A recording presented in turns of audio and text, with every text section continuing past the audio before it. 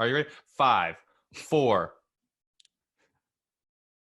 Welcome back to the BurlyFishing podcast. I'm here with Paul Glass. I am Jeff Burlingame, and we are going to talk about how to have a good time on the water.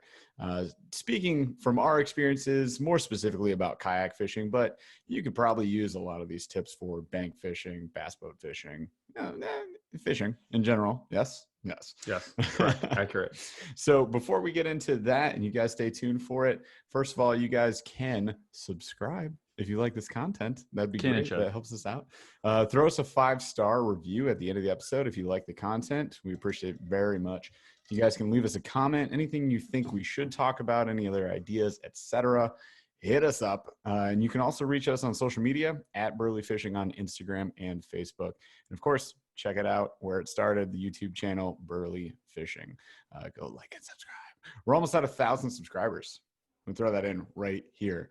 40 as of this recording, this moment right now, we're at 960. So we got like 40 subs to go. Help! We're gonna break 1,000. That is, I just remember when the thing kicked off, and I was like, first 10, woo! And then it was like creep into 100. But it's like I saw a YouTube video before I started. Who was it? It was kayak bass fishing, and he did it's Chad Hoover. He did like a little video on like starting your YouTube channel, and I appreciated a lot of his tips. They were very helpful. But he's like, you got to have 10 to have 100, and you got to have 100 to get to 1,000, and it really like speeds up as you go. Like the more and more subscribers we gain, the faster we gain them. And I've got like different analytics I can follow, but it's been a fun journey for sure. And my buddy Paul here joining me just beat the tar out of me on Sunday when we went fishing. Mathematically. So, mathematically, you would say he was far superior. Should we get into news and noteworthy and what's been going on? All right, yeah, we'll go there. Actually, I was false. Jumble up your episode. We're falsifying that, scratching that, going back in time. Paul puts a little outline in for the podcast, and I immediately say, "We're going left." Skip number 2s and 3s, going straight. We're going live. Yeah. Also, we're changing everything. Sorry. So, the EQ episode question for this week. We're switching it up a little bit. I'm incorporating. I know that we're taking my vein now because sports are being introduced in some fashion. We do not get March Madness. Like sports. For people who enjoy that sort of thing, or two. For people who like sports, we are all saddened by not having, well, most of us are saddened by not having March Madness, college basketball. So I'm putting in April Madness because it's already April, RIP. And what I did was we have a East versus West bracket. We will post a picture of the bracket so you can see it in its entirety. We have items that may or may not end up inside of your boat and or kayak or fishing pack. Critical items, so not as critical as a fishing rod or a fishing reel or fishing line or lures, but like examples: number 1 seed, shades; number 9 seed, water bottle. I think there's a number 8 seed, empty water bottle. You can figure that one out on your own. I think we already talked about it. It's a critical item. I think I've shown it in every kayak walkthrough I've done. It's important. If you don't get it, I can't help you. Seed number 4, telephone. Seed number 16, bug spray, right? So we've got our seeds here. So the idea is, for example, this week, we're going to do 2 matchups. Number 1 seed, Shades in the West, coming up against number 15 seed, Stringer, coming in last in the West Division. The idea is your boat has a max capacity of 500 pounds. You're at 499.9. You can put in either one of these items, not both, and to safely navigate water. You have the choice between keeping the sunglasses, the shades, if you will, or your fish stringer to keep the fish. Pick one, Jeff. Go. Shades. No brainer. Yeah, it's okay. It's a 1 seed versus a 15. So if I were an announcer in basketball and I wanted to drum this one up a little bit, I wanted to make it, Michigan State versus Middle Tennessee. Ooh, R.I.P. The what I would say is the stringer is legitimately the only way that you can keep a fish. So do you like to eat? You like to survive? Is that something you enjoy doing? So if we're gonna up the stakes and say this is like survival based, and also you don't have 100 of your pounds of that kayak covered by your Yeti, okay, then sure. So let's say there was no other means to keep the fish. I'm on board. So if there's no other means, you could be on board.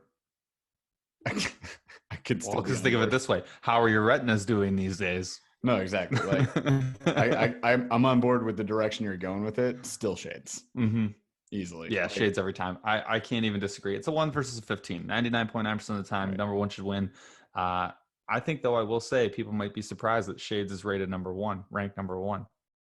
To me, it is, of all the things crucial. That I'd probably be the most pissed that I forgot, shades.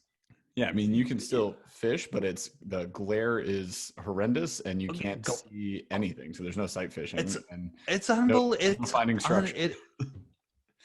And like, I think I know that people are surprised when they find out how much I'd be willing to pay for a pair of sunglasses. Yeah, try prescription, bro. Like, I still wear my Costas, and the Costas. I have eagle eyes. I don't even know. Yeah, I mean, the Costas were ridiculously expensive, but I mean, money well spent, I would say, because they're amazing. The problem is, if you do need a prescription, they're about 4 times the cost of what you would pay for the normal pair of Costas. So then you're definitely not. 4X. This is like a 1 seed. This is -7 seed versus a 15. You're. I mean, if I need it, yeah, it's like. I'm not spending 4x and then leaving that at home. Yeah, exactly. Actually spent $793 on these, but I'll take the stringer for 50 cents. Nah, this is 50-cent stringer. Like, yeah, fishing line. Just pull out like 9 feet of fishing line and just like tie it through their mouths. I'll eat the fish on the boat. Raw. So. No, you got your cooker. What did Bear Grylls when he like breaks the back of the fish and like drinks the marrow? Oh god, Jeff's like Gollum. Just for show. So I was gonna do a Gollum voice, but I'm not gonna do that. So that was number 1 versus number 15. Kind of a no-brainer. But then here we go. Let's get into we said we're doing 2 matchups because it's the easy seed. So we're gonna get into some actual conversation. Number 5 seed. Sunblock, aka Liquid Life Vest, all right, versus number 7 hazmat suit versus number 7 Snooze Frost large. You can only 499.99 pounds. You can only keep one of these items to safely navigate water. Which one are you bringing onto your boat, and which one are you throwing into the garbage can? So like we were talking before we started recording, I think weather condition dependent. No, it's gonna be hot. All right. No, it's hot. Popping tops. Well, let me. If it was cold, would you be like, oh, you know what? It's cold. I can't have something cold in my mouth. No, I'd be like, no sunscreen needed. I'll just like buff up. Really? Cover up. I'll get. You'd be like the Invisible Man, where he has to like wrap his entire body to like be appearing. Just like wrap himself in toilet paper to have a face. I honestly. Sunblock, dude, is my call.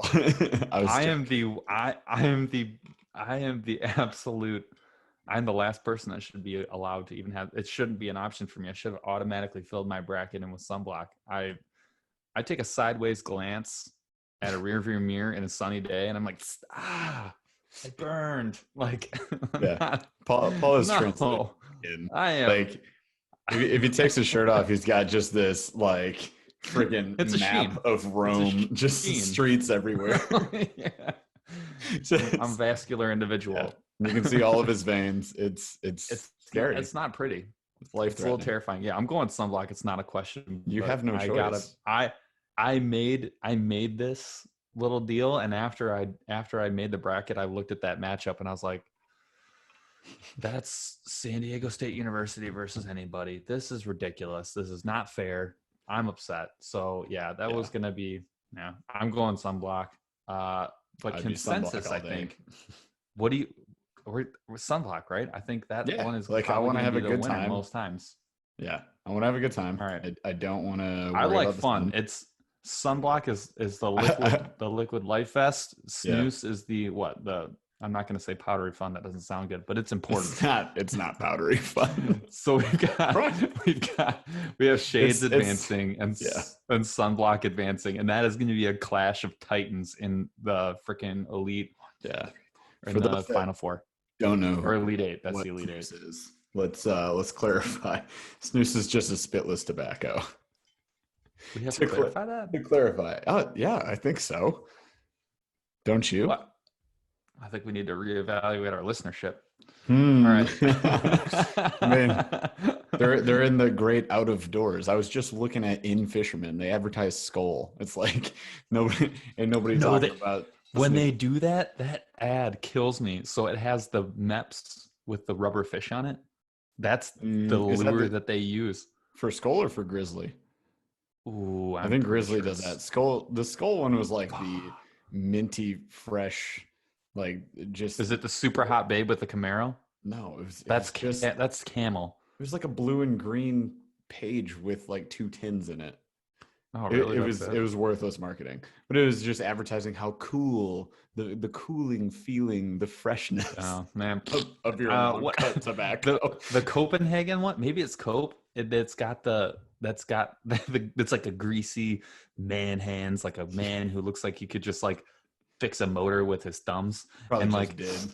Yeah, he just built Rome, and so he's got like he's just holding a MEPS for like no reason. Yeah, no reason. There are he's many never tools gonna tie out. that knot. I don't know why you would need to fix that with tools like a chainsaw, but there are many tools out, and his hands are all greasy, and there's like an open tin of Skull or Cope or whatever, and then he's just got like one MEPS with like the rubber fish on it. I was like, this doesn't make any sense. He's like using a hammer to put the rubber fish on. It's just like as I sparks just shooting everywhere as he's hitting the anvil. As I pack one. As you pack it. All right. So that's anyways, sunblock critical item, but it's out. It's gone. It's over. Nice try. You can still that's it for the week. I would ask the audience if you have differing opinions. I want to hear them, but I'm not changing the bracket. I already copy pasted it, so it's over. It's done. That's permanent. You can't copy paste. It's locked in. So when we post the photo, it'll have the first 2 West Division matchups locked in. We'll talk East Division next week. Let us know what you think. After that, now Jeff, you can proceed to the week in review. What happens? Yep, proceeding, moving forward. Okay, may I? Please. Oh, can you? Please. So week in review. This was a long week, as every week in quarantine is. Still, but we can still. RIP fresh air. RIP fresh air. Yeah, some of us work 6 a.m. to 8 p.m. on the computer in their office, just pretending on the daily. This tiny room is a cell, even though I have gigantor windows. It's not good. Yeah. It's not better. But yeah, so this week I got out 3 times, including when we went out on Sunday.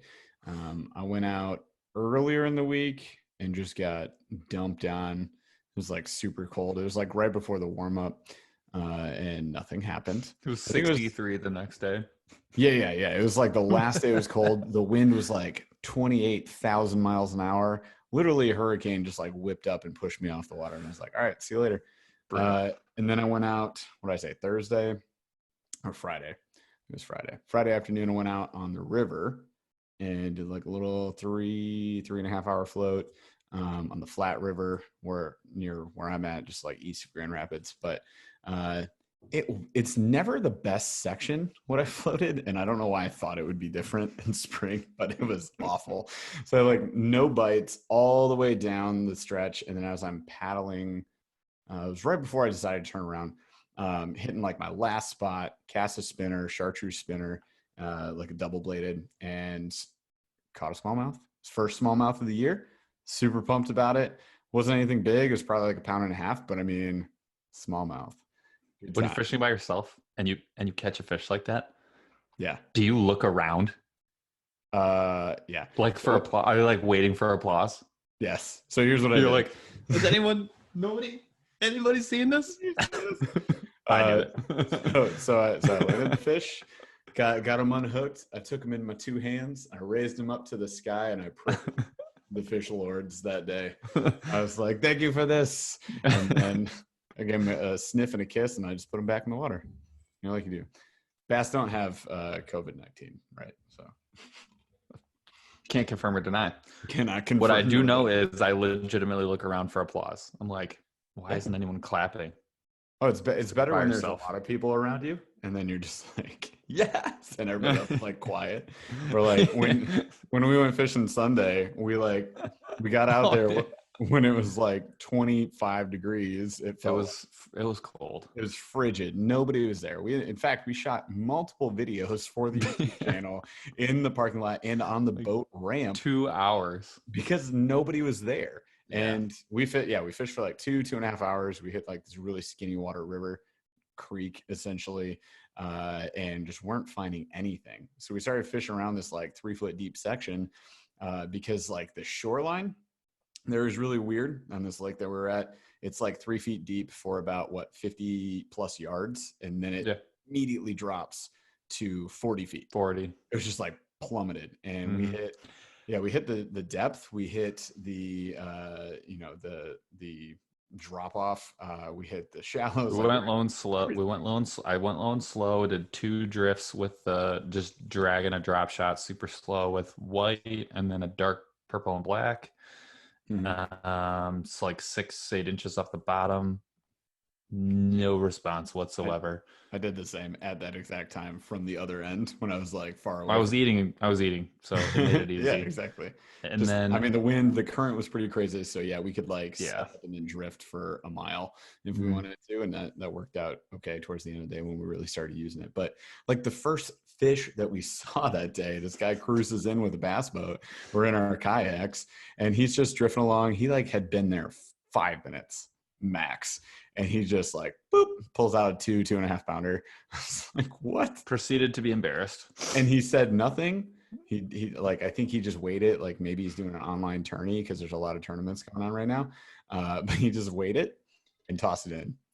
No celebration, no picture. I mean, I don't know if that's how you guys feel, or if that's how tournament fishing makes you feel. I don't know if I ever want to tournament fish, because I enjoy the celebration. We talked about it when we were like, why do you stay out on the water? It's I enjoy the hunt. I enjoy trying to figure these things out. And when I finally get them and it pays off, I get pumped beyond belief, and I will shout. And I have been known to, and Paul has been known to, and Paul did a 180 on his kayak jump.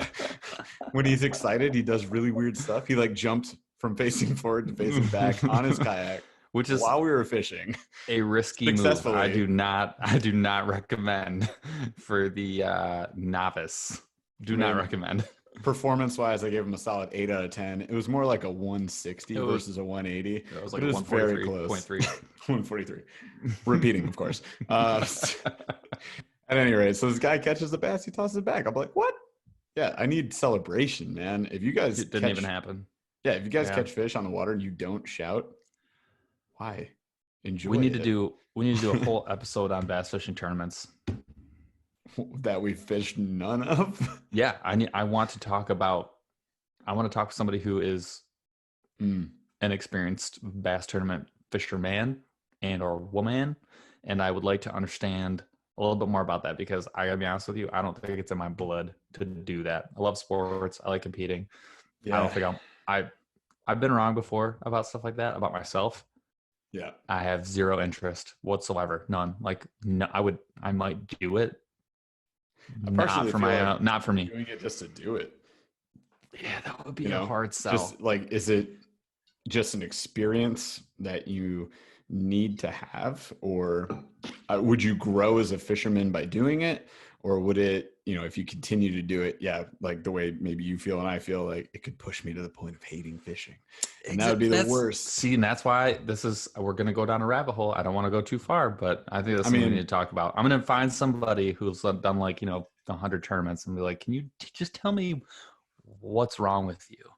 I think I'm pretty sure I could find somebody through Monster Bass. Yeah, we should do that.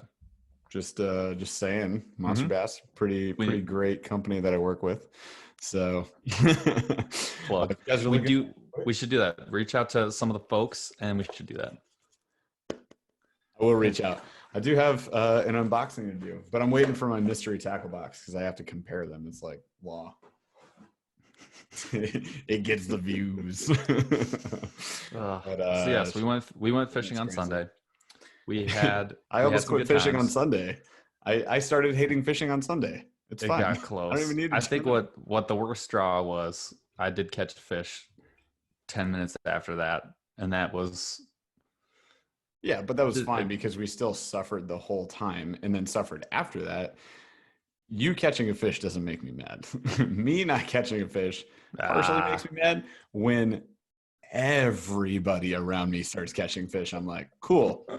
F me, right? I'll go home. See you guys.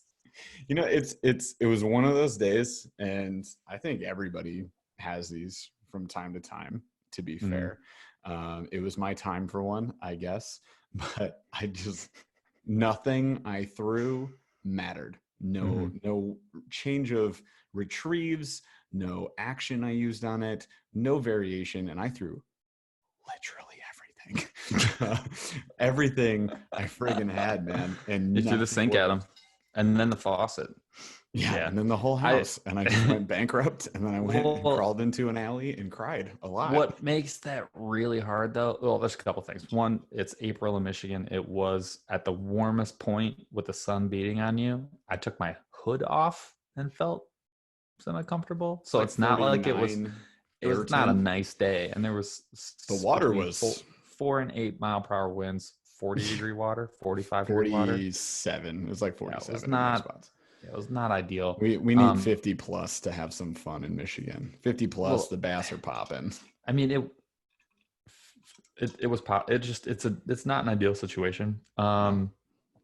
They were spread out. They were very spread out. We were seeing like schools and stuff closer to the points and on the drop offs, but like I was fishing everywhere they should have been. And then the guy that came up and caught him was in 3 feet of water. And then that's where they weren't supposed to be. But it seems like there was just some randos floating around because they would go, like even the boats were going long gaps without catching.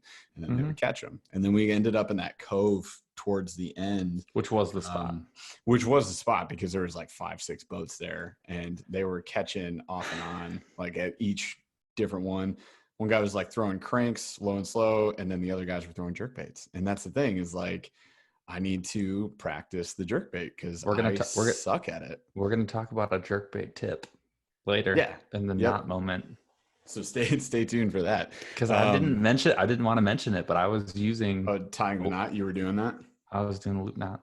All right, we'll come back to that. I think the point of this trip of suffering that I went through, and maybe y'all can feel me, like if that's happened to you, give me a shout, like comment below the sad should be 33 billion comments.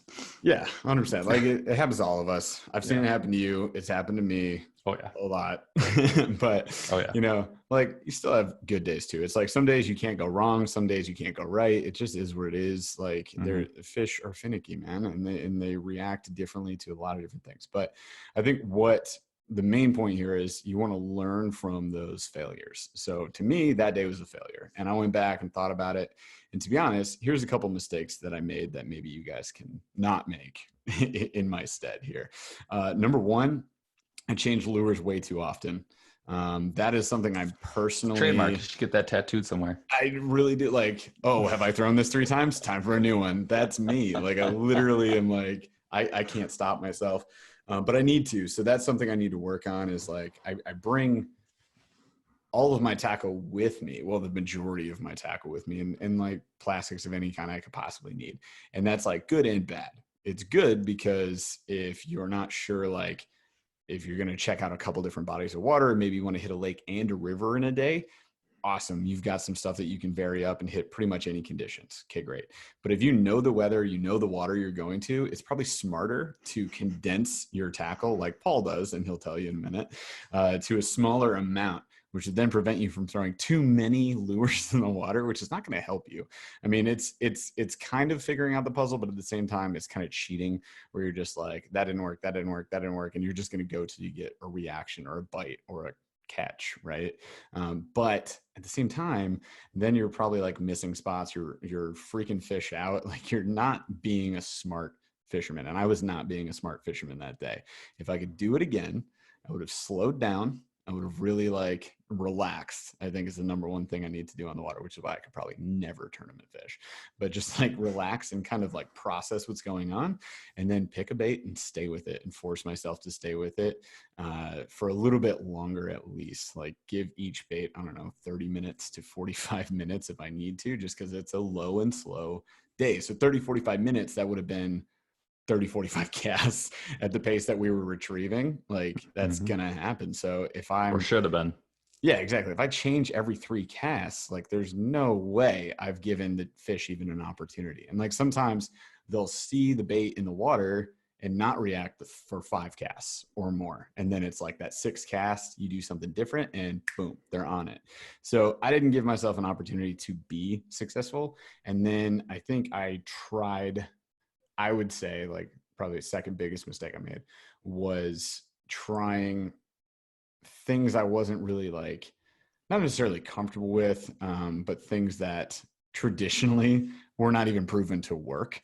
I was just like, I'll throw this, I'll do this thing. And I'm like, just trying. You're like grass is greener, right? Like it's probably this, or it could be that. Yeah, not exactly. Like, when it was the jerk bait. And like, it's April. I'm watching 6 dudes catch fish with a jerk bait. With a classic, and the guy even goes, I was like, hey, what are you throwing? He was like, oh, just this classic number 4 jerk bait floating. And I was like, yeah, I'm gonna throw a square bill. Get out of here, guy. Like, what do you know? Obviously a lot. And then other people were catching them on jerk baits later too. But yeah, so I mean that's huge. And I would say like the third thing is I let it impact my attitude, and that is like the number one thing you can't do. And today is all about talking about how to have a good time on the water when you're fishing. Specifically, we'll be speaking from a kayak, of course, but same rule could apply anywhere. If I was bank fishing and did that to myself, that wouldn't have been an ideal situation either. And like it's just not fun then, you know. And there's a lot of things that are operating against you on a day like that. The wind is like 7 to 8 miles an hour. It's cold, man. It was not warm. Like my toes were getting a little icy. I mean, I was doing squats in the boat just to like get the heat up. I mean, it just moving to keep the blood flowing for sure. And we're going to talk about this a little bit more in detail, but like wind is like probably the number one thing that you don't want to experience when you're kayak fishing. It's a nightmare. I think it's so number one. Frustrating. It's more than anything else. Wind is the biggest challenge that you're dealing with. And then on top of that, I mean, you're not paddling, but like you're grabbing onto a wet, cold, piece of aluminum or carbon fiber or whatever.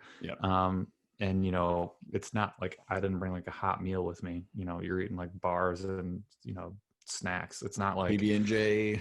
Yeah, like it freaking 6 hours in, it's like I haven't caught anything. So like to Jeff's point, you've got other things working against you on top of that. So like when you're not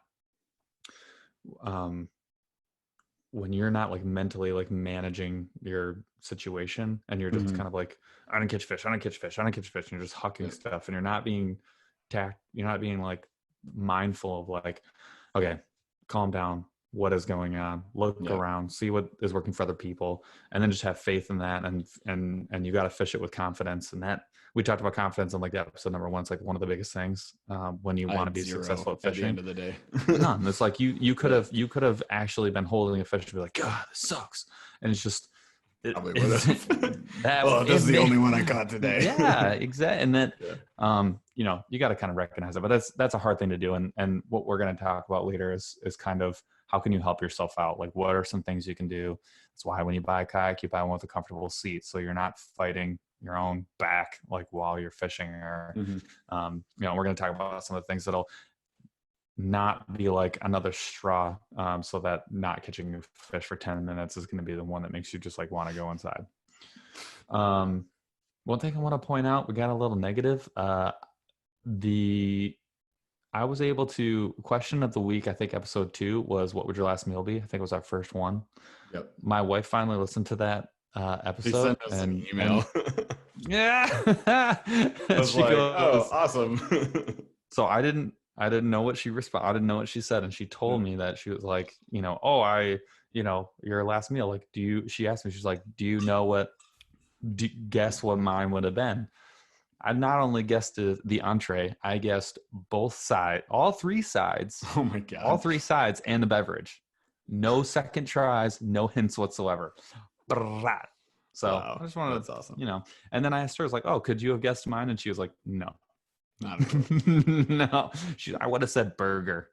No. She just emailed us and she was like, your guys' last meals suck. Here's mine. And I was like, yes. Oh, thanks for the feedback. Yeah. Well, we appreciate your feedback here at BurlyFishing. Yeah. Moving on. Give us 5 stars, subscribe. Exactly. Yeah. Have you liked this episode yet? Yeah. All right. So getting into the meat of things, before we get into the specifically how to have a good time or even a great time, I wanted to walk through, I want to hit the knots real quick. So this is something where I'm not going to go through the whole thing because knots could be 5 episodes on their own. I'm a nerd.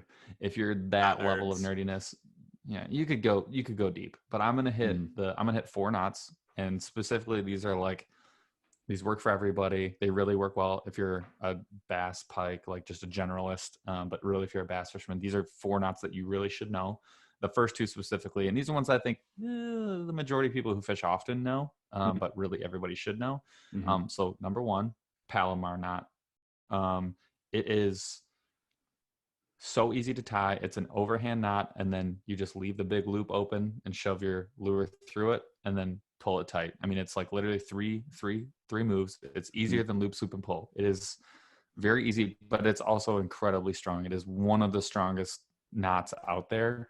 So to me, unless you're throwing like a big old spinner or a big old crankbait, you don't want to put a hook through your finger trying to maneuver it into that big old hole or the loop that you're making. I think that is, if you knew that knot, it's not the one your grandfather's probably going to teach you, but it's one that you should know. And it is probably the easiest knot. And if you are a tournament fisherman, that's probably 80% of what you're tying, just because it's so fast, so simple, and you can't mess it up.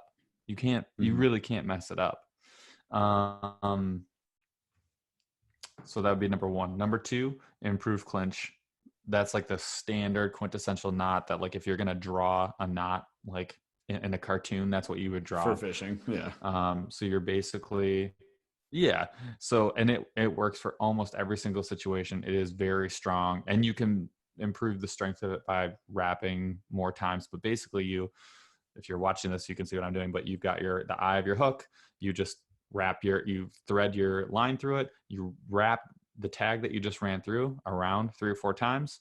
And then there's a tiny little loop that you just made before your wrap, slip it back through, pull the whole thing tight. One tip, if you know how to tie and improve clinch and you're tying really small lures on or smaller lures on, you'll see that, like, if you pull the tension slowly on the knot, you're going to get these little wrinkles in the line. And we'll post a video of all these on the YouTube channel. So definitely check those out. But a lot of times, especially when you're starting, people tend to like pull the knot slowly tight. When you do that, it creates those wrinkles. When you just pull it fast, like relatively fast, dead straight. Good tip, because it took me like 2 years to figure that out. So those are like your basics. Those will work for almost any situation. Then there is the loop knot, which we were talking about earlier. So this really is for like any topwater or jerk where you want to get, like, if you're trying to walk the dog, which is where you're kind of jerking the rod in like every 2-3 seconds, and you're trying to get like a little swish. It almost looks like a swish of a cat's tail as you're pulling it through the water, and you're just doing these little like jerks with that's why it's called jerk bait, with the tip of the rod. And then you're giving the pause, and you want to see the lure continue on after you've flick your wrist. If you have a tight knot right at the eye of the hook, you're not getting a nice loosey-goosey twitch back and forth. You're getting like 1 twitch, maybe 2, and it only twitches in one direction because your rod's not moving typically back and forth. So you're not twitching left, then twitching right, just because most people just don't do it that way, because you have to actually turn your wrist over. So it's like awkward. So you're twitching only in one direction. It's too consistent. A loop knot, which is, we'll show you on the video. There's no way to explain it. It's impossible. I'm not even going to try on a microphone. But I have the version that I tie is it actually is semi-weedless, because the tag end is facing backwards, and then it leaves like a 1/2 inch of space in between where the knot is tied, and then there's a little loop with a 1/2 inch space where your bait is. So every time you twitch, nice big loop arcing, back and forth, extra motion. It's really exactly what you're going for with a jerk bait. It takes a lot of the work out of it. And then same thing with a topwater. Like if you're frogging, I have started to only use the loop knot. And it is very strong. It's almost as strong tension wise as the Palomar. Next would be, I do not know anyone that uses this knot. It is the Snell. And if they do, they're probably 50 plus, and I respect you because you're smarter than me. The Snell knot. God damn it. Yeah. The Snell. Respect you, damn it. The Snell knot. Perfect for flipping and pitching. Mm-hmm. The reason is when you tie a Snell, you're basically tying an improved clinch, but instead of wrapping around the line around itself, you're wrapping the line around the hook. So when you see those eagle claw pre-snelled, setups that are like $2, the reason those are so awesome for flipping and pitching is that connection right to the hook means when you jerk to set the hook, you're actually nothing is twisting, and you're setting the hook. Because what happens a lot of times when you're waiting, you're pausing for that 1/2 of a second to let the fish truly grab bait. The bait is actually moving around in the fish's mouth. In this scenario, it's a lot harder to do because the connection to the hook is so much stiffer than a normal knot. Definitely the way to go. Takes like almost no extra time. It's just as strong and gives you the added benefit when flipping and pitching. Also love it for drop shots. I would also say another knot, and you'll see this in the video, YouTube, like I talked about, double uni knot. If you need to tie mono onto a braid and you just need something quick, this takes like 2 seconds, super easy, always comes out clean, will run through the guides pretty well. It's a lot of times it'll be better than a swivel. So I definitely, and if you don't have them, you got no choice. Definitely recommend. So those are the knots that will actually be for a pretty cool video. And we will do all of those. Yeah, for sure. And then to get to the meat of the show, if you want to have a good time, this is like the pizza French fry rules of kayak fishing. Yeah, well, knots will also help you have a good time, right? If you like catching fish, if that's the goal. Yeah, if you like your lure's not breaking off at random and pissing you off, because it's not fun. It happens. So learn how to tie your knots, people. They're important. And that video I think will be super useful. It's something you can copy the link to and bring up whenever you need it. Yeah, for sure. You knot nerds. I look up videos on knots all the time. Yeah. My daughter is like obsessed with tying knots right now, so she'll just like take random shit in the house and like tie it to other random shit. And it pisses my wife off to no end, but I'm kind of just like, good job. I'm gonna give her I know what I'm getting her for her birthday. I'm just gonna give her my knot tying book. Oh, dude, yes. Sorry, Rachel. She'd love it. She's gonna tie everything. My shoes are gonna be tied together. She'd be just random. Like she ties like the couch to the refrigerator, and I'm like, first of all, how? Second Impressive. Of all, nice knot. Nice use of knot, because I can't untie it. So I mean, it's pretty secure, I would say. All right. How to have a good time. The beginnings of having a good time, probably the simplest. Preloading before you actually go anywhere, and then unloading. Like what is your preload like the night before? What does that look like? Well, let me tell you about that preload. So when we went Sunday, right? We went pretty earlier than I normally go, to be honest. I'm like a late morning fisher. I'm all about that. I would say earliest I normally get on the water, 7:30 would be amazing. But we were out at the ramp. You were there before 6 on the dot. Paul says he's going to be someplace at some time. Gonna be like, there within the millisecond. I'm like, hey, where are you? It's infuriating and absurd. You'll have friends that are like always late, and you're like, I can take my time. Like nobody cares. They'll be late anyways. Nah, bro. Paul's like, we're there at 6. I'm like, frig, man. Like, shut up. But anyway, so we went early, right? So you had everything set up the night before. I did the same thing. The funny thing was, like, I came off of that river trip Friday, didn't fish Saturday. I just left the kayak and everything in the truck in the garage because, I mean, we're in quarantine, bro. So you're not going anywhere. I was like, I'm not driving anywhere. It's fine. I'll just leave it in there in the garage. So it was perfect. But yeah, preload. What I'll do is, like, obviously I've got a kayak cart, which makes life super easy. You can explain what happened in your preloading situation this time, but I just wheeled the cart over, shoved the boat onto the back of the truck, and then I will put my Cabela's kayak crate, which has got all the tackle, extra line, mono, so I can do some drop shotting and tie leaders on if I need to. Got like all of my finesse fishing gear in there too. So just take that, throw that into the backseat of my truck. Camera gear charged, ready to rock. Got the rechargeable situation in my little DIY tackle box, which is in our launching a kayak video, which we'll probably get into as part of having a good time. We just shot that video. So it's featured in there, and the rigging episode, which will come out probably next week, which just runs through everything we've got in our kayaks. Not completely necessary for having fun, but nonetheless, very more useful. fun. Yeah. I mean, less frustration equals more fun. So yeah, for sure. So yeah, so tackles in there, camera stuff's in there. Rods I just lay down in my kayak. I think you do the same. And then I have batteries charged because I have 2 batteries, one for the power pole and one up front for the fish finder. So one battery in the back, one in the front. And those are charged, and I'll throw them in the night before. I mean, I've got my fish finder like rigged up on there. I methink you guys got like a real boat. Your fish finder probably lives there almost all the time. You might get a sunscreen. I don't have one, but yeah, I just leave that in there. And yeah, I think it's ratcheted down. Like everything is ready to go. So I can eat breakfast, grab 2 liters of coffee, walk out, get into my truck, and drive out of the garage. Liter of caffeine on the road. At least. I don't want goddamn large farva. I do almost the same thing. So the one thing I do, that's the one I'll say yes to all of that.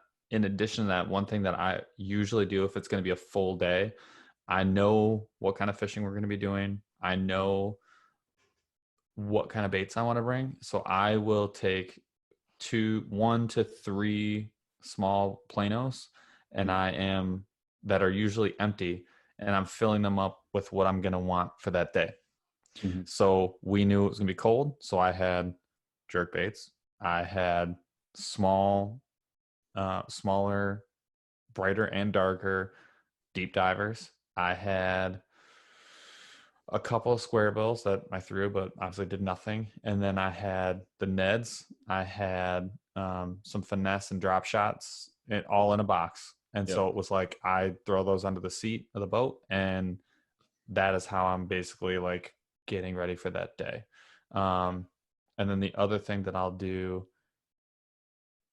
you already said charge batteries. So yeah, that's pretty much it. I'm with you on that one. So I have like 8 or 9 empty tackle boxes. So great pro tip from you there, guy. Load up a few of your favorites or like your go-to baits into one of your empty tackle boxes. If you guys don't know what to do with those, don't sell them, keep them, use them for different things. I use mine for camera batteries and chargers. And then I'm with you. Like normally I did not do that this trip, which is part of why I didn't have a great time. But like load up 1 or 2. So I'll take like probably 2 3700 size boxes that just have like the I don't know, that you can fit 50 baits into there. It's like, you should have plenty. It's like, what do you think your top 50 are for today? Like, if it's not this, it's this. But anyways, so yeah, like, because you normally do like 2 or 3 3600 size. Yeah, exactly. So like I'll do 2 3700s and my terminal box. And those should be like the main 3 that I use. And this is going to be part of my annual therapy this year, is like, stop throwing the kitchen sink, get better at pre-planning, get better at preparing for the type of water you're in. Is it clear? Is it going to be murky? Is it like, it's spring right now, a lot of runoff in our area, so most water is like kind of murky. That water, that lake, it's pretty clear. It was, So because it's all sand and there was it's a sandy nothing bottom. growing. Yeah. It was weird. So you're looking for like covering lots of water, low and slow because it's cold, it's sandy bottom. So if you want things to stay up out of the silt, like a Texas rig's just going to get buried, you might want to like go for something else, for example. But just like knowing that going in there, I could have been a lot more prepared for sure. And the nice thing about that is, what are those books, the map books for like all the lakes in your area? Is it like, hold please, I have it right here. Sportsman's Connection. Yeah. Oh, look at this guy. I've got mine on my shelf right there. So yeah, the Sportsman Connection or other brand. It's like a binded map book. Yeah. So if you have one of those and you're fishing public waters or like standard waters that you're allowed to fish, it's probably in there. Not all the time, but probably. And you can look up some tips. They usually they'll give you depths, they'll give you size, they'll give you launch point, they'll give you species, and that's all you really need. Depth charts you can find online too. Pro tip on that, because that can be tough. Powder Hook app, whole free 99, and has depth, and if you hunt, tons of hunting stuff. And it's actually a mentor app is like what it's for. So people have to like, well, not have to, you kind of like label yourself as like a beginner, intermediate, expert, or like somebody who stamp on your head.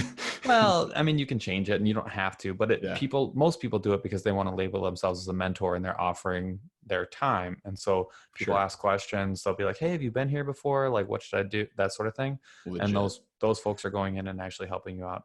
I've used it for a ton for duck hunting to look at spots. To see if it's like a good goose spot, a good mallard spot, whatever, wood ducks. And Powder Hook app, legit. The price is right, but it has the depth. So that picture I sent you with the rough depth chart, that can be tough to find. Like usually especially if you're on just a phone and you're like, oh, I've never been here. Should I go here? If you're downloading a PDF, finder, not worth it. Just, you can get a pretty good idea. I knew that there was an inlet. 2 minutes, quick Google on the app. So Powder Hook app, pro tip number 2. Awesome. There's other apps out there too that where people log their catches. So it's like FishBrain, FishBrain, Angler, whatever. You kind of pick an app, but there's a ton out there. There's a lot of resources for you guys. DNR has a lot of resources. You guys can check water height, right, which is important for river fishing where we're around. We got to know what the flow. That's why we didn't go, and we went over the Grand, and it was super high. So you kind of want to know. Don't just, what we're saying is like, don't just show up at the water. Like if you want to have a good time, prepare, like plan ahead, preload everything, make sure you got the gear you need, make sure you got like your top 25 baits that you should be throwing that day, so you don't waste a lot of time like I did this past time. But prepare for that, and then understand the depth, and maybe the most fishable spots, know where like the points in the cover is, where these little coves that we're producing, like where we were at the end of the day, where those are at, and go to them. Go to the high producing sites. Well, and that was the tip for episode number 1. Kind of walk through how you get that, download that free PDF off DNR website, and then start picking it apart and being like, ooh, hidey hole. Someone already knows where it is. Thanks. And an amazing challenge for that is like ice fishing, right? So it's like, oh God, that's the example we gave on that podcast. We were just out there fishing the biggest inland lake in Michigan. And I mean, think about walking around that thing. We didn't have snowmobiles. Most people, cool people, had snowmobiles, and they were getting around really fast. Some guy was driving his Jeep on the ice. I don't know. People are crazy. But we were walking. So we had to be very, very smart, because you can only drill so many holes. We have hand augers. Can confirm. And it was like 3.5 feet thick, this ice. I swear it just kept going and going. But so we had to be very, very meticulous about where we were setting up shop. And we got, it's worth the 10 minutes. If you got like an app like Powder Hook, or you've got 10 minutes to get on a computer and look up a map, that is worth That's worth 2 hours of wasting your time. Yeah. Well, what I was going to say about like the logging your catch apps though too is sometimes you can see top lures, like what people are throwing, what's working. And then you can see what I like to look for is like, what are the species in this lake? How many catches are there? There's kind of a ratio. If I go to like a little public lake and it's like 0 catches, I'm like, okay, there's probably fish there, but it's not like I'm not seeing signs of success. So it's like, if you want to take that risk that day, cool, but know that you're taking that risk. Yeah. Or, you know, you look at another lake next to it, like this lake that we went to, it's got like 200-300 catches in the past, you know, 6 to 12 months. Like, okay, cool, there's fish there and we'll probably catch one. Maybe. Crossing my fingers. All right. I'm gonna get out this week and catch some fish and make up for it somehow. You gotta do what you gotta do, man. I know, I gotta feel better. I would say so that would be kind of like preloading, and that takes up to 45 minutes, hour if you're meticulous about it's the ritual, right, man? It's the ritual. It is. It's fun. It actually is part of the fun, especially if you're picking the baits. I really like that tip, and that's something I'm going to make myself do. That's my adult beverage. Put on Tiger King. Mess around with the tackle box. Yeah, dude. 100%. We're not gonna dive into Tiger King on this episode. That's a 2-parter. That's a 10-parter. Yeah. All right. So that's the preloading. I do think that is a phenomenal tip, and always will be, and it does add to the fun. Get into your spot. So you've unloaded. You are about to launch. If you guys want to launch and load and all of that, and want to see it.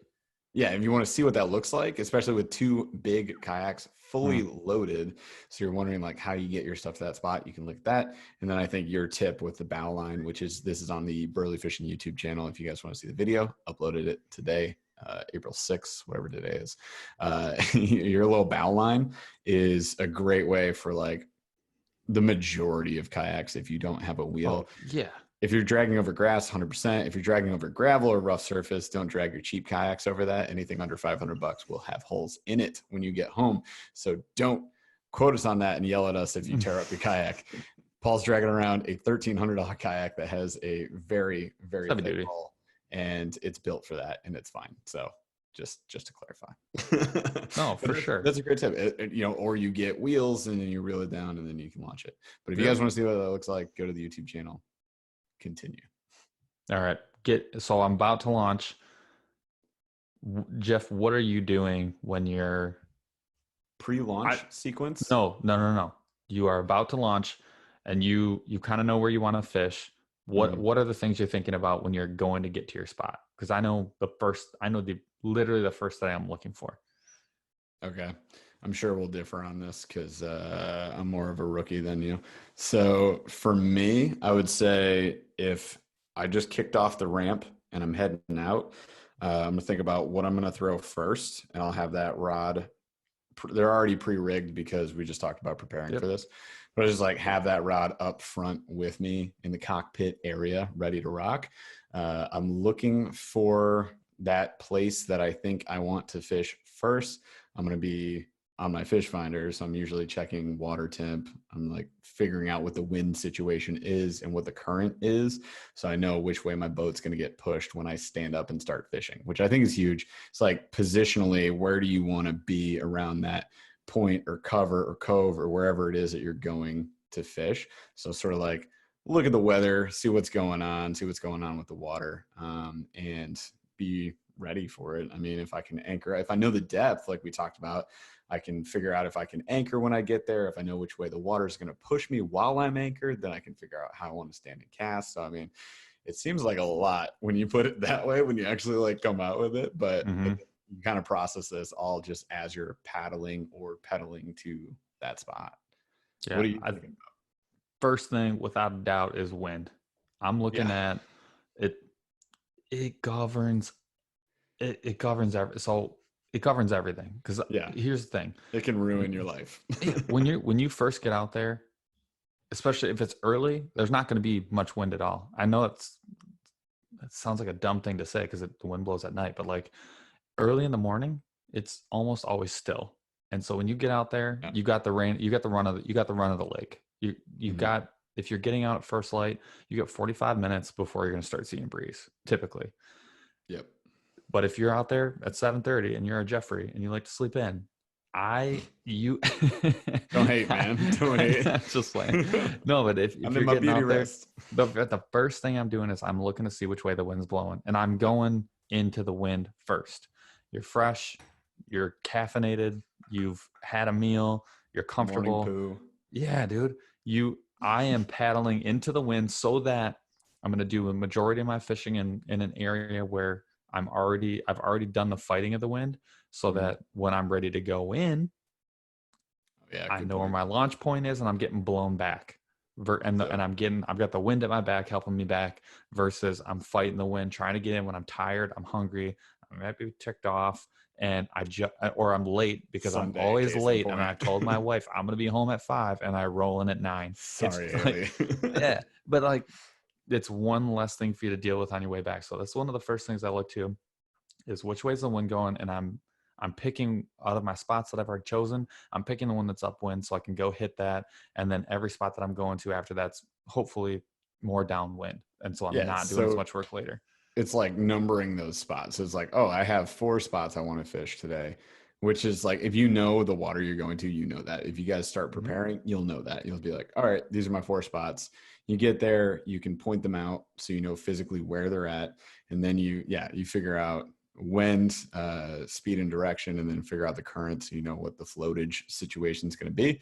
And then you say, okay, of those 4 spots, I'll hit this one first, then this one, then this one, then this one. And yeah, I think that's huge. 100%. The next thing I'm doing when I get to that spot, I'm still looking at the wind, and like, it's because you're in a kayak. So the reason the wind is such a big deal when you're in a kayak is you don't weigh that much, but you catch a ton of wind. And if you're sailboat, yeah, man, if you're standing, you're a sail. I mean, you're freaking sail. You can be sitting down low, because most of the kayaks that have a nicer seat, they'll be able to go up and down.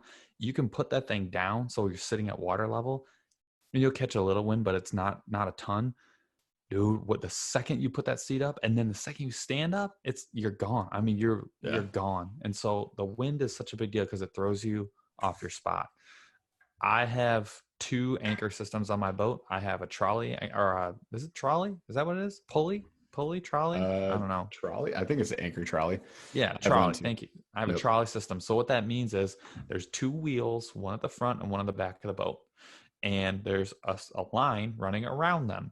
So one big circular shaped line running along the side of my oval shaped line running along the side of my boat. Ellipsis, if you will.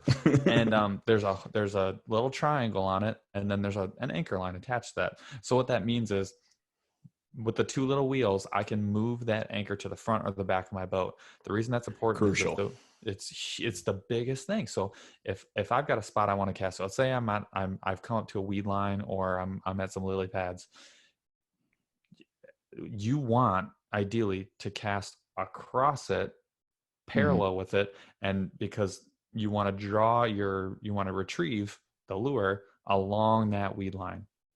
So I'm not throwing dirt. I'm not throwing like zone, right? The majority of the spot. I'm in the hot spot.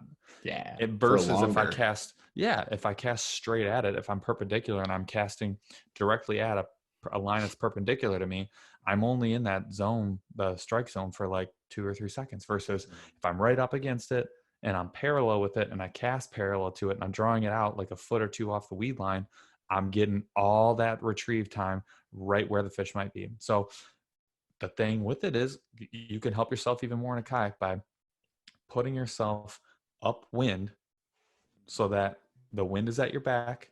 You use your little anchor line to put the anchor point at the back of your boat so that the wind is blowing at your back. And when you cast, you're casting with the wind. So now you get a longer cast and you're not fighting the wind on your cast.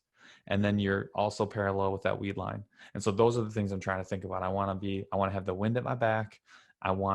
Because obviously I want to be facing the target, right? So when the wind blows my anchor and blows me away, my anchor line catches, and now the wind is just holding me steady, and I can cast with the wind. And now I'm getting longer casts, and I'm hitting the exact spot I want to be because I'm upwind to that spot. So that's the second thing that I'm trying to think about. And again, it's so much of it is governed by the wind. So important. And it's probably important too to note that if you guys don't have an anchor trolley, you can get one for like 25 bucks. So, oh yeah, anchor and trolley. they can be installed on any kayak, and all you need is that trolley kit and a drill and some goop. You need some of that marine goop. That's like a $30 investment, and it will give you. I honestly, life changing. No, it in terms of like in terms of things that you add onto your boat next to electronics, I don't think anything else gives you that much flexibility. No, it's just your ability to fish places just goes up tenfold. Yep. Yeah, and then the other thing is, again, it's just wind, but drifting, right? So when if let's say you like, there's Gillett's. Ooh, I shouldn't have said that. One of my favorite lakes in Jackson. Why it's did you say it? I don't know why I would say that. It's like my cardinal rule. It's Gillette. Cut that out. Just can you bleep that out? Can you bleep that and the city out, the county out? That would be great. Anyways, sure. One of my favorite lakes. It's just there's a huge grass flat where it's just this big weed area. It's like 5 or 6 feet deep. The weeds come up about 2 or 3 feet, and all you need is one spinnerbait of any kind, and you can fish that whole area. And it's like 200 yards. It's awesome. The thing to do is find the wind, paddle against the wind, get to the top of that weed line, then you stand up, you let that wind drag you all the way along that. It takes like 15 minutes to go all the way along it, and all you got to do is cast. And so you're getting that trolling motor, and you can actually make the wind work for you. You cast that, and just like we were doing end of the day on Sunday, we hit the spot we wanted. We were upwind of the pullout, and we were like, okay, we got a half hour. We're just going to drift the rest of the way. Did not paddle one time, drifted all the way back. Mm-hmm. Yeah, we should have done that earlier. Yeah, no shit. That those things, not fighting the wind, finding a way to make it work for you. Don't fight with the wind on your cast, and then don't make yourself miserable on the pullout. Like those are like 3 things that you can do. Huge Zero things. Experience, and it just makes your day so much better. Yeah, and any kayak too. I mean, anything. Stand up, sitting down, sit inside, sit on top. Doesn't matter. Paddleboarding. It's all the same. Mm-hmm. Totally. I think those are. And then the last thing I will say is when you're pulling out, this seems like such a dumb thing. If you're driving a truck and you're going to back your truck up, grab all your crap, your boat bag, your phone, your keys, your trash, your life vest. If you grab all that stuff, and when you're walking back, it seems like such a small, tiny thing. How many times have you left something at the freaking launch? Oh, no. Honestly, RIP things. I've left a net. I've still makes me freaking. It's like $20 net. Doesn't matter. It still just infuriates me. Dude, I left 3 complete rods at a ramp once. And it sounds rod like and reel all gone. It sounds like such a dumb thing, but like grab. Like, how would you forget that? But then you do. There's so much stuff in your boat. Just grab your 2 armfuls of crap and your keys, and then that is 10 things that you won't forget. Yeah. It's 10 things that you won't forget. Yeah. The only things you're dealing with when you get back, 3 rods, you lay them down, you pick up the butt of your boat, throw it in and you're gone. And you have not left something. Like, it's so easy to leave a life vest. It's not even funny. That's my lesson learned that I'm giving you. I'm imparting you with that like piece of wisdom, because I have, dude, and when you go back, it's not going to be there. Oh yeah, 100%. I went back for the rods the next day, and I was like, "There's no way." Donation to the church of guy who came here later. Yep. I hope somebody's out there enjoying it. What was it? That was the gander rod that you broke and then bought me a new one. So double RIP to the gander rod. And it was like the new Fluger. I got like a Fluger President with the whatever rod pairing, the normal combo that comes with it. And the 4.5 foot GX2, the ugly stick.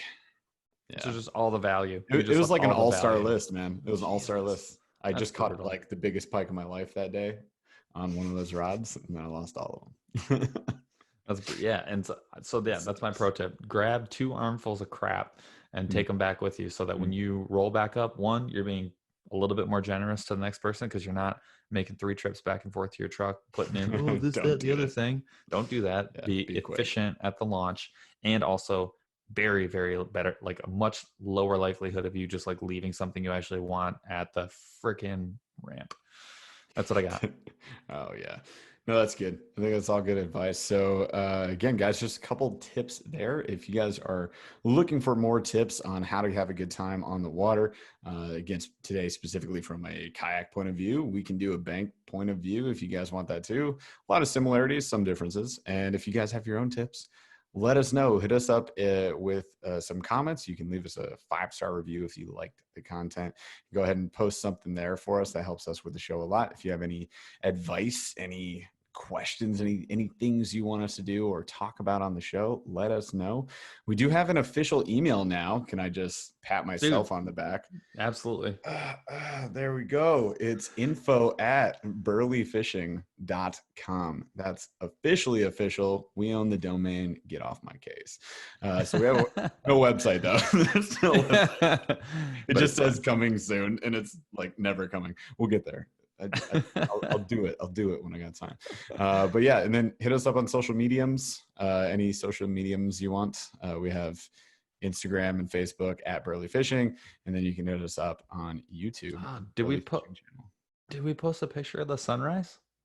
I posted a picture today. Should I post another one? Do you want that to be this this episode's artwork? Okay, I didn't take any pictures of the ducks because we saw some golden eyes, and I'm pretty ticked off. I didn't get any pictures of them, but I'm pretty proud of the sunrise photographs. All right, they're pretty legit. The sunrise photographs are fantastic. I used the one. You got one of like me paddling away. I used that today for Instagram. But yeah, it's like you're on an epic journey. I mean, you could have been Samwise Gamgee. It's legit. I was a bad Sam because I didn't catch any fish. No, you were not. You were a bad Sam because you're like 6'2". also that. What do you mean I can't be a hobbit? Let me in. Shire. Anyways, Baggins. All right. So yeah, if you guys have anything else for us, hit us up on those social media channels, and go subscribe to Burly Fishing on YouTube, and we will talk to y'all later. Goodbye.